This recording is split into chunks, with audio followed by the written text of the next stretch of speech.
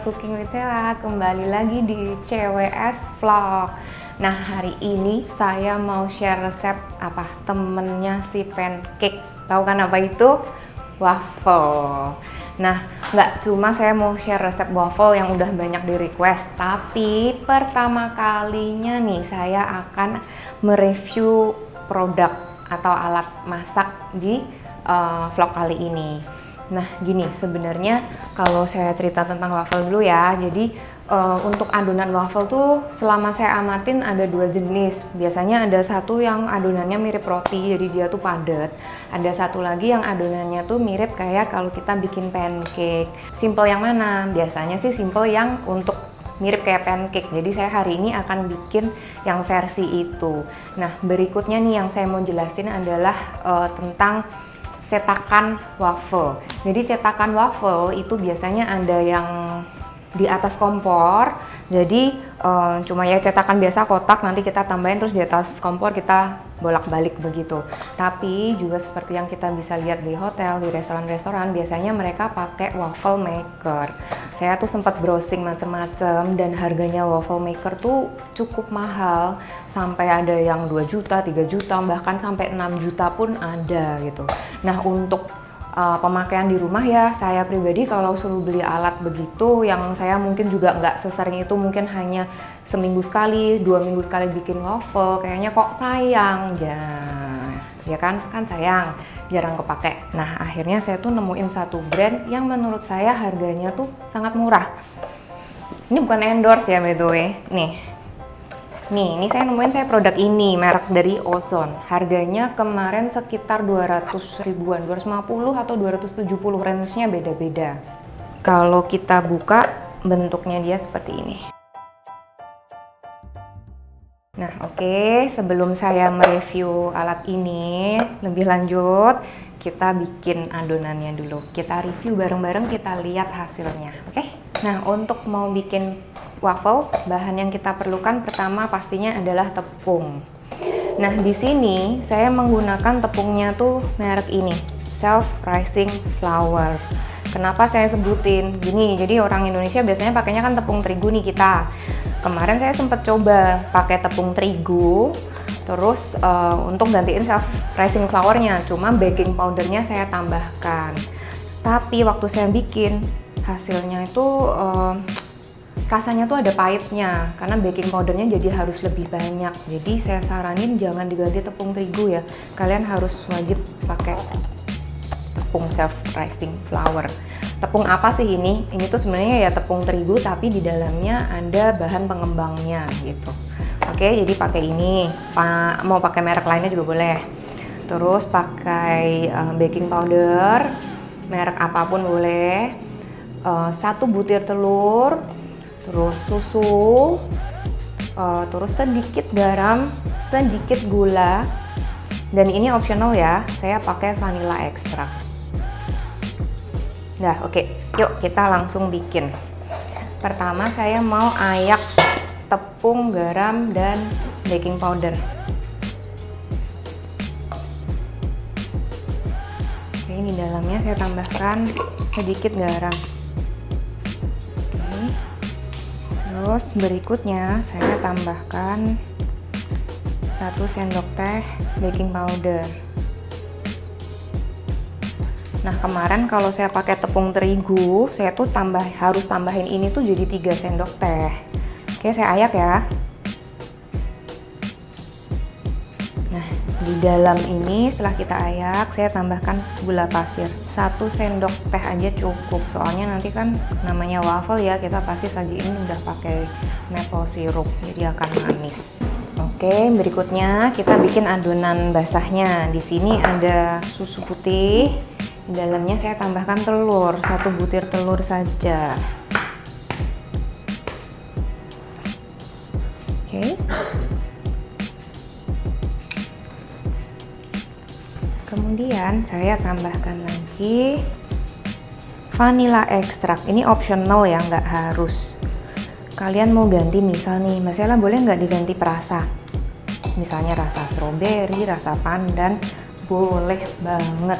Biasanya ya kalau kalian lihat yang dijual-jual ada yang rasa pandan, ada rasa stroberi, ada rasa apa, itu tuh biasanya memang vanilla ekstraknya diganti pakai pasta itu, pasta perasa itu. Oke, kita aduk ya.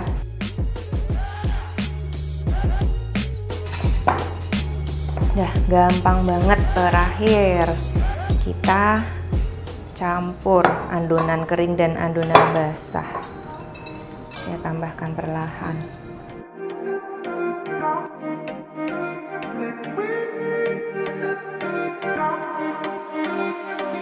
Nah, satu tips dari saya, jadi tepung itu tuh suka satu dengan yang lain tuh berbeda.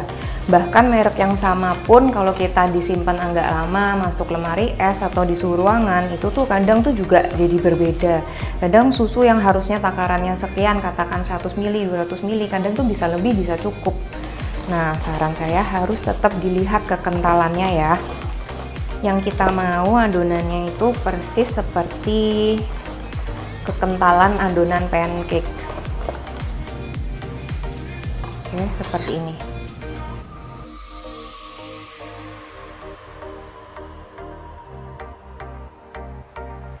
Oke, sekarang adonan udah jadi, gampang banget kan?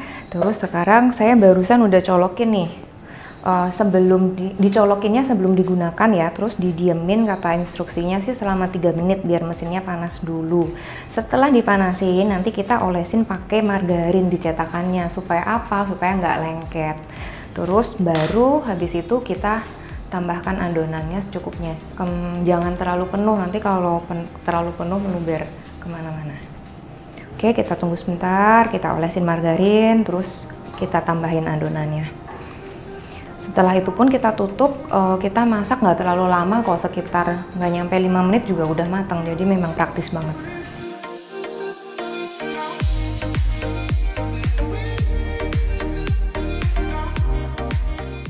Bagian atasnya juga ya, ntar lengket di atasnya kalau kelupaan. Harusnya sih aman, orang ini bahannya kan anti lengket ya, cuma ya saya baca instruksinya memang begitu. Biar ekstra aman dan nggak lengket. Oke, sekarang saya tambahin ya.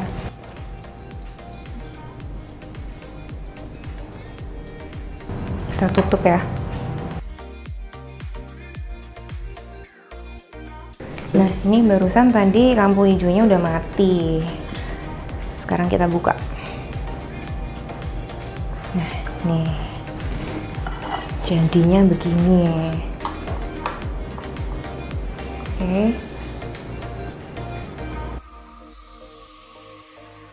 Yuk kita buat lagi ya.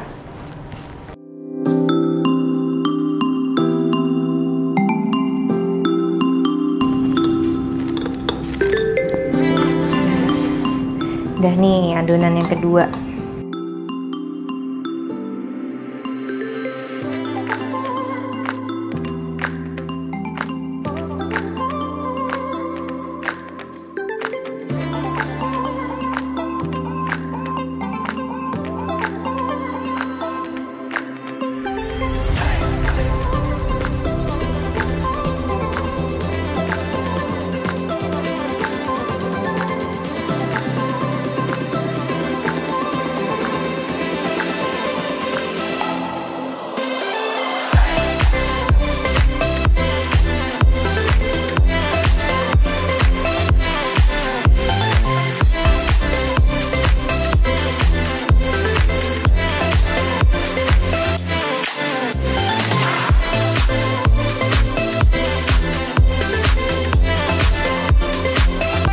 Cooking with Sela simple banget kan, cepet banget bikinnya.